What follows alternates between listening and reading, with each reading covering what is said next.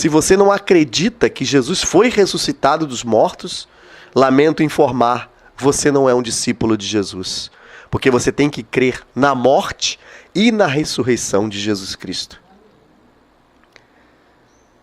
E outra coisa que nós cremos é que Jesus subiu aos céus e está assentado à direita de Deus Pai, intercedendo por nós. Romanos 8:34.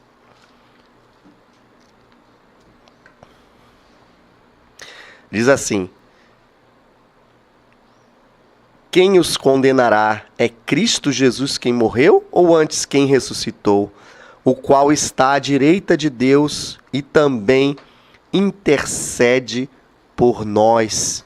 Saiba que nesse exato momento o Senhor Jesus está intercedendo por você diante de Deus Pai, para que a sua vida se aproxime cada vez mais da vida dele, em nome de Jesus. Jesus também, nós cremos que Jesus enviou o Espírito Santo para ser nosso Consolador. Atos 2, 32 a 33. Atos 2, versículos 32 a 33, diz assim: a este Jesus, Deus ressuscitou, do que todos nós somos testemunhas. Exaltado, pois, à destra de Deus, tendo recebido do Pai a promessa do Espírito Santo, derramou isto que vedes e ouvis. Deixa eu ver até que versículo vai, até o 33. É isso mesmo, só até o 33. Então aqui fala que a este Jesus Deus ressuscitou, do que todos nós somos testemunhos, e derramou a promessa do Espírito Santo de Deus. Então, na verdade, se você crê em Jesus, você tem que crer também que o Espírito Santo é o Consolador, aquele que está ao seu lado. Consolador também no grego original significa paráclito, ou advogado, aquele que está ao seu lado, né? Então é por isso que fala assim, Jesus enviou o Espírito Santo para ser nosso Consolador. Porque o que acontece, meus irmãos, depois que Jesus ressuscitou, ele ascendeu novamente ao Pai. E o que aconteceu? Depois que ele ascendeu ao Pai, veio a promessa do Espírito Santo sobre aqueles que creem. Nós não vamos entrar aqui em pormenores sobre o Espírito Santo, vão haver outros estudos bíblicos sobre o Espírito Santo, inclusive qual a diferença do Espírito Santo habitar dentro de você, o que significa ser batizado com o Espírito Santo, o que significa ser cheio do Espírito Santo, que é uma outra experiência que as pessoas não falam sobre isso, né? Nós vamos ver esses estudos posteriormente. E também nós vamos ler aqui que o Espírito Santo habita em nós, nos santifica, nos guia e nos capacita a viver a vida e caráter de Cristo na terra. João 3, de 3 a 7. Evangelho de João, capítulo 3, de 3 a 7. Diz assim: a isto respondeu Jesus. Essa conversa Jesus estava tendo com Nicodemos, né? Um dos principais da religião judaica.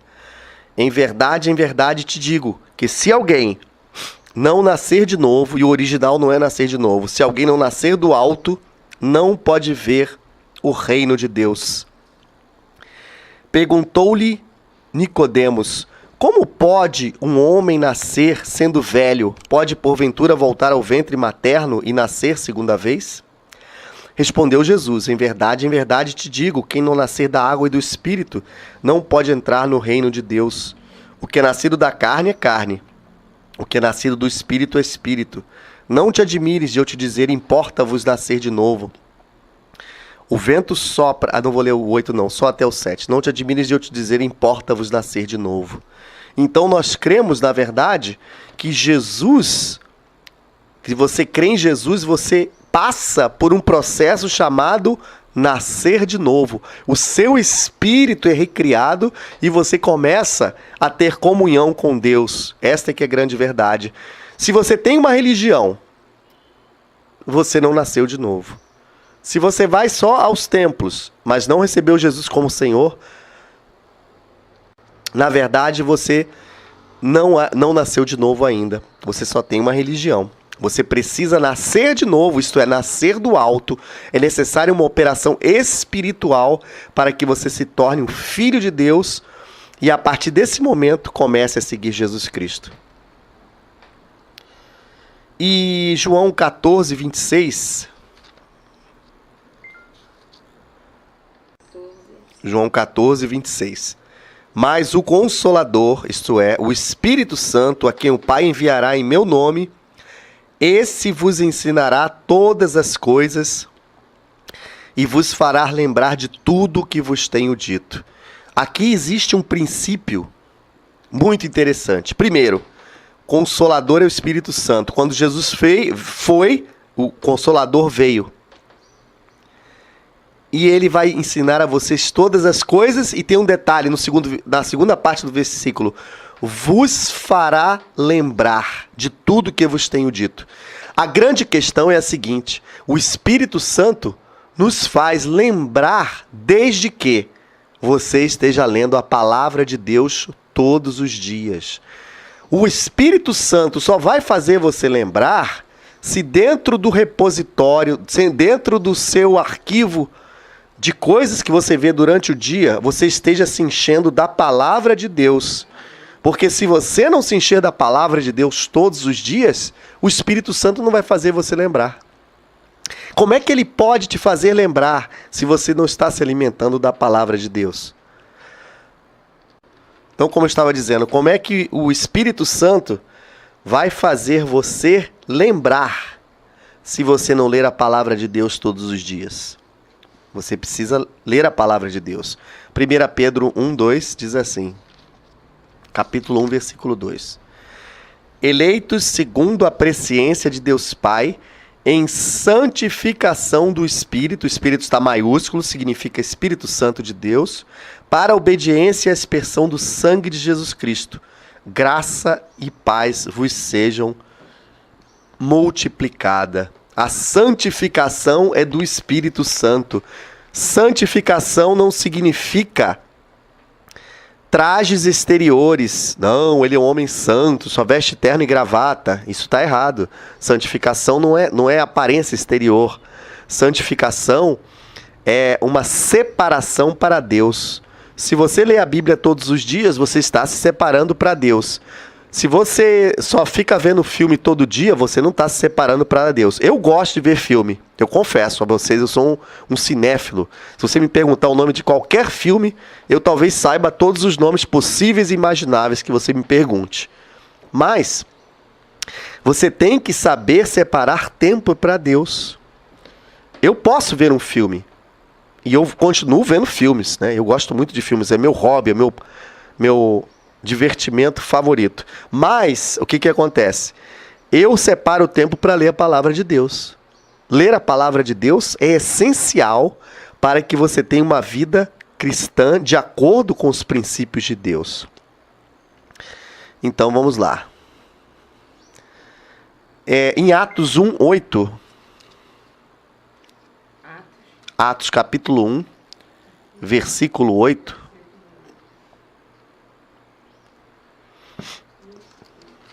Diz assim.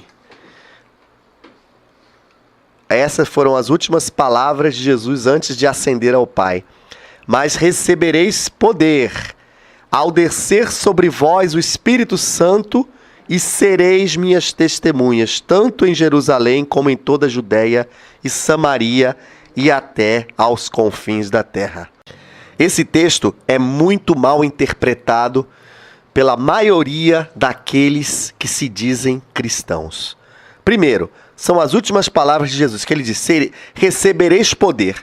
Quando se fala poder no meio evangélico, e eu detesto essa palavra, eu estou começando a... Desculpa, vou ser bem sincero, estou começando a tomar nojo da palavra evangélico, depois de tantos escândalos, tantas coisas acontecendo, eu tenho vergonha de ser chamado evangélico. Então, por favor, se você me chamar, você é evangélico? Eu vou dizer que eu não sou, eu sou discípulo de Jesus. Eu agora aboli essa palavra do meu vocabulário, eu não uso mais, eu não sou evangélico não. Discípulo de Jesus. Tem tanta coisa errada acontecendo que eu não quero mais ser chamado de evangélico, não. Então o que acontece? No meio evangélico tem se dito que vocês vão receber poder, e o que a gente tem visto? Uma interpretação errada da palavra de Deus. Aí as pessoas, é poder para ficar sapateando no espírito, dançando no espírito. Meus irmãos, recebereis poder para quê? Leu a continuação do versículo. Para serem minhas testemunhas.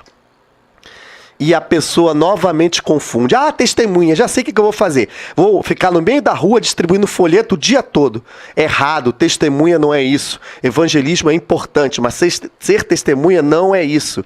Ser testemunha é você viver de acordo com a palavra de Deus. E ai de quem tentar viver a palavra de Deus só pela sua força. Desculpa, você está ferrado. Não vai conseguir coisa nenhuma. Viver pela sua própria força não vai dar certo. É a força que o Espírito Santo te dá para viver a palavra de Deus. Quando eu fico irritado na rua e a minha vontade é retribuir, é me irritar com a pessoa, eu preciso clamar o Espírito Santo e a vontade de Deus sobre a minha vida. Porque se for pela minha própria força, eu vou tentar pagar na mesma moeda. Essa é que é a verdade. Então recebereis poder para serem as minhas testemunhas. Testemunha não é alguém que leva a Bíblia debaixo do braço. Testemunha não é alguém que vai ao culto 1000 vezes por ano. Testemunha é alguém que vive a palavra de Deus. Vive a palavra de Deus. Hoje nós estávamos vendo um seriado na televisão muito bom que eu gosto, na hora do almoço, e a pessoa disse assim, meu filho até testemunha, minha esposa também, se todo mundo mente, eu também vou mentir. Faça o que todo mundo faz. A verdade, a frase foi, faça o que todo mundo faz, se todo mundo mente, eu também vou mentir.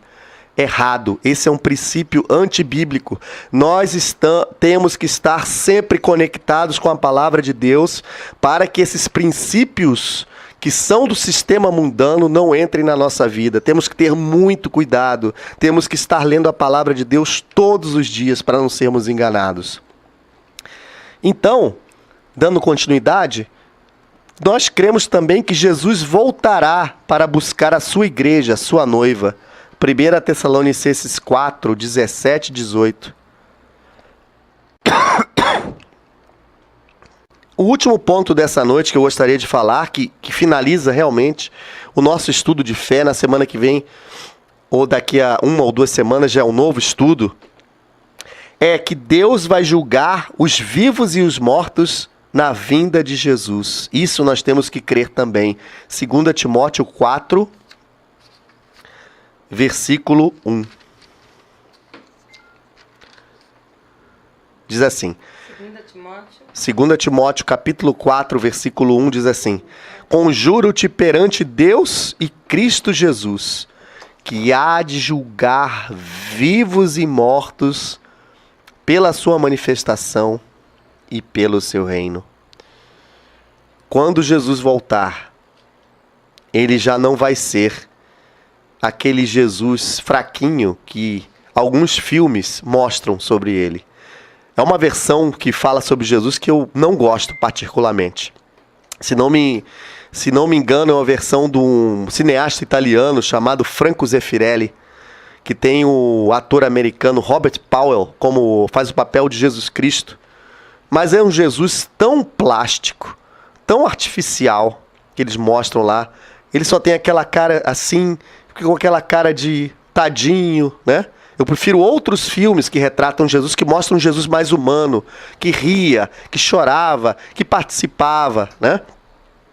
Mas, quando Jesus voltar, ele vai voltar como rei. E aí, ele vai julgar os vivos e os mortos. Por quê? Deus é juiz. E Jesus foi indicado como Deus, como juiz. E ele vai julgar. E não se verá mais aquele Jesus fraquinho, que alguns filmes insistem em mostrar, né? Um Jesus que não chora, só parece que anda em câmera lenta, assim. Não.